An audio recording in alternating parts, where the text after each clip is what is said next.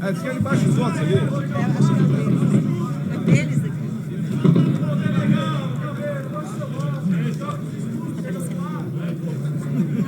O que aconteceu ontem no Tribunal Superior Eleitoral é muito simples.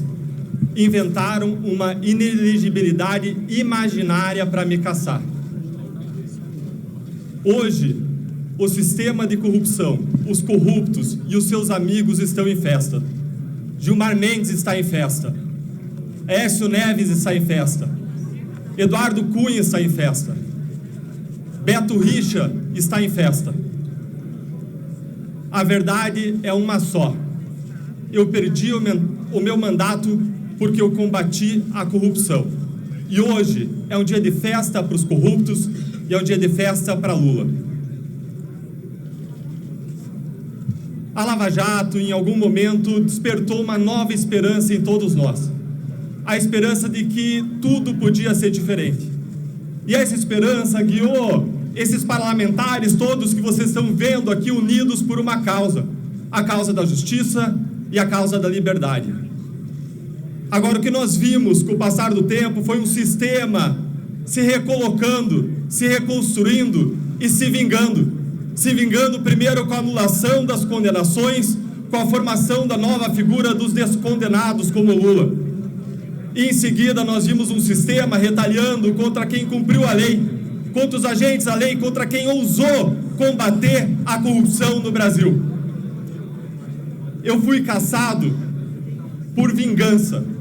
Eu fui cassado porque eu ousei o que é mais difícil no Brasil: enfrentar um sistema de corrupção, os corruptos mais poderosos no país, porque eu ousei me unir a tantos brasileiros que quiseram se erguer contra um sistema de corrupção em relação ao qual todos estão cansados e querem virar essa página. O presidente da República e o seu Partido dos Trabalhadores pediram a minha cassação. E eles conseguiram que 7 ministros superassem todos os pareceres e decisões unânimes anteriores e me cassaram, liderados por um ministro que já disse ao ministro Alexandre de Moraes na cerimônia de diplomação do Lula: missão dada, missão cumprida. Liderados por um ministro que, ao encontrar Lula certa vez, disse: está tudo em casa. Eles me cassaram por uma inelegibilidade imaginária. A Constituição e a lei da ficha limpa é clara. Ficam inelegíveis membros do Ministério Público que saem na pendência de processo administrativo disciplinar. É clara, é objetiva. Existia algum processo administrativo disciplinar? Não, nenhum, zero. Mas eles construíram suposições. Uma primeira suposição de que reclamações poderiam se converter em algum procedimento disciplinar. Uma segunda suposição de que algum poderia gerar condenação. Uma terceira suposição de que alguma condenação poderia ser admissão. E uma quarta suposição de que eu sabia tudo isso, como num Minority Report em que você sabe o futuro. Agora, de modo muito contraditório, porque se eu soubesse o futuro eu poderia antecipar esse dia e essa decisão esdrúxula contra o direito, em que eles aplicam o direito da força e não a força do direito. Me punir nesse caso é como punir alguém por um crime futuro, ou pior, é punir alguém por uma acusação que não existe, é punir alguém por uma condenação que ainda não existe. E em relação a mim, eles inverteram a presunção de inocência, que beneficia tantos corruptos com recursos infinitos, mas para quem combate a corrupção o que vale é a presunção de culpa. Eles inverteram a presunção de inocência e transformaram em presunção de culpa, ao arrepio da lei. O Tribunal Superior Eleitoral disse que eu fraudei a lei, mas foi o Tribunal Superior Eleitoral que fraudou a lei e fraudou a Constituição, ao criar uma nova inelegibilidade contra a lei e contra o que diz a Constituição, que em decisões unânimes do próprio TSE, que na doutrina unânime, toneladas de textos escritos dizendo que restrições a direitos fundamentais, que restrições a direitos políticos jamais podem ser elasticidos, jamais podem ser interpretados de modo extensivo, de modo ampliativo, com analogia, e foi exatamente o que eles fizeram, fraudando a lei, fraudando a Constituição para me punir. Eu perdi o mandato para evitar um suposto processo disciplinar que nunca existiu.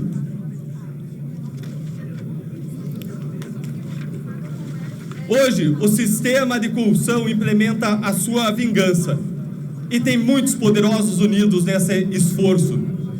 Grandes políticos, inclusive parlamentares. Um presidente da República condenado por corrupção e descondenado numa decisão política do Supremo Tribunal Federal. Nós vemos ainda unidos certos ministros do Supremo Tribunal Federal e do Tribunal Superior Eleitoral que sempre se opuseram à Lava Jato, especialmente quando ela atingiu os seus políticos corruptos de estimação. E como diz a Bíblia, até quando os maus continuarão alegres? Até quando se mostrarão orgulhosos e se gabarão dos seus crimes? Até quando os maus continuarão alegres?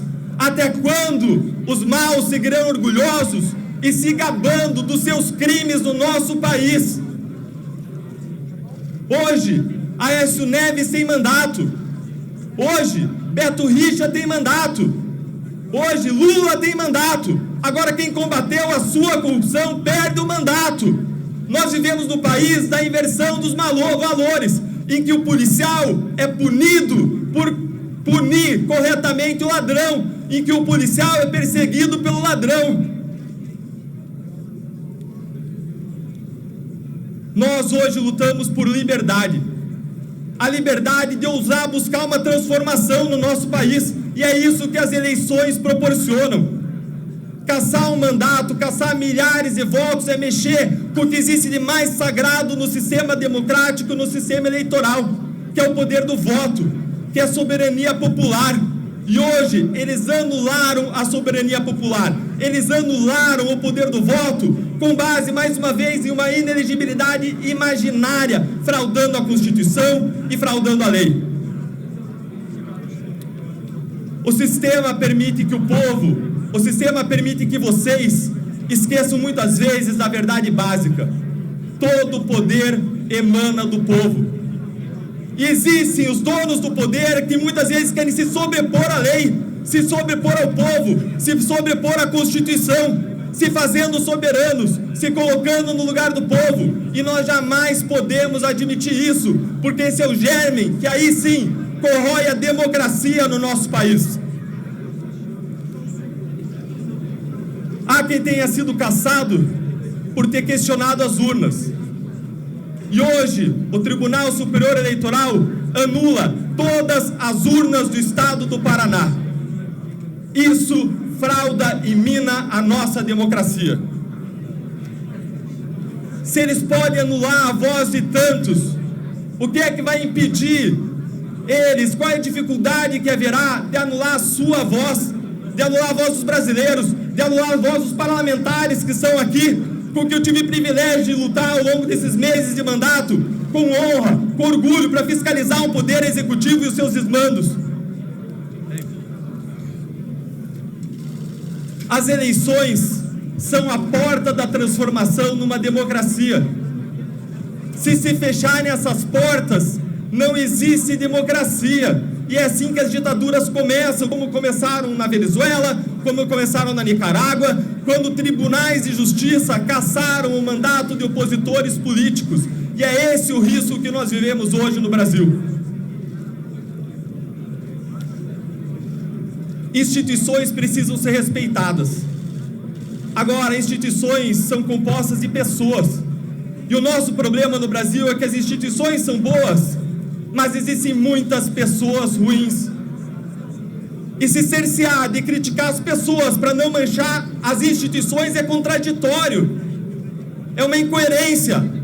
Porque deixar de criticar as instituições que elas mesmas, deixar de criticar as pessoas que elas mesmas corroem as instituições é enfraquecê-las, porque são elas que corroem as instituições. Nós precisamos ter a coragem, nós precisamos ter a liberdade de criticar os desmandos e as arbitrariedades dos poderosos. E se hoje eles cometem arbitrariedades comigo, com um mandato eletivo, quanto mais podem fazer com toda a sociedade brasileira, quanto mais no dia seguinte vão fazer com cada um dos adversários políticos do governo de ocasião. Desde que eu entrei no Congresso, muitas pessoas me perguntaram se eu estava gostando de estar aqui. E a minha resposta sempre foi a mesma. Eu não me pergunto se eu estou gostando. Eu me pergunto se eu estou mais próximo do meu propósito. Um soldado no campo de batalha, ele não pergunta se o seu travesseiro está macio. Eu não estou aqui por um cargo. Eu estou aqui por um propósito. Eu estou aqui por uma transformação. Todo tombo dói. Mas eu não vou desistir. Como muitos cristãos ao longo da história, quando parecia que eles tinham tomado um tombo e que era um fim, na verdade aquilo era um novo começo. E hoje é um novo começo para a minha voz. Com esse tombo eu convido que todos que lutam contra a quebra da liberdade, contra a quebra da democracia, contra os abusos poderosos, que se reergam desse tombo comigo, unindo a sua voz, unindo a voz de uma oposição que hoje...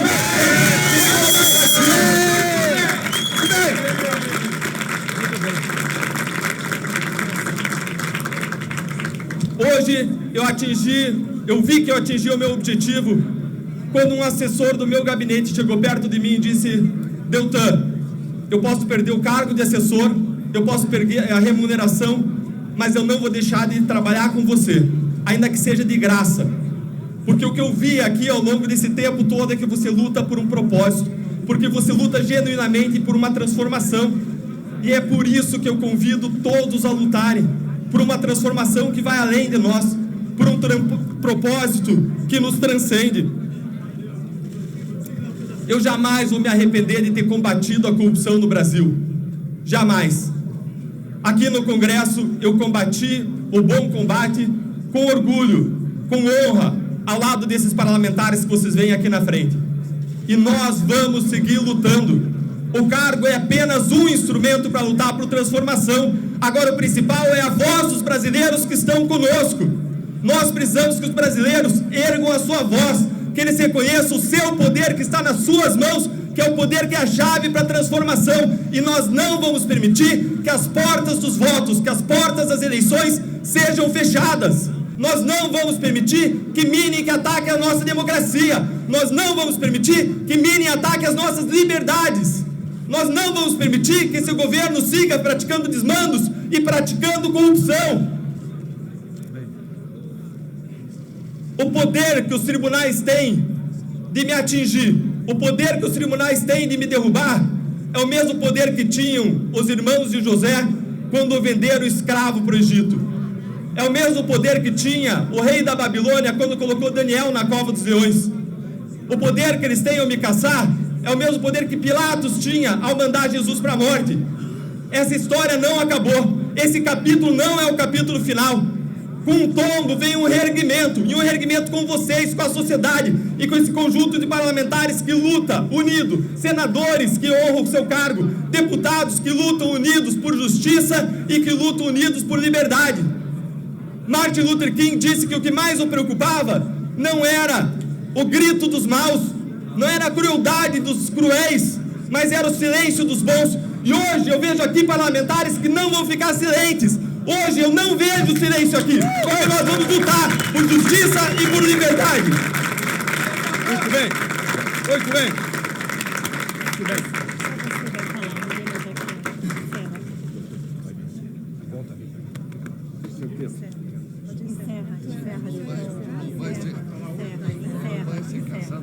Agradeço a todos pela presença.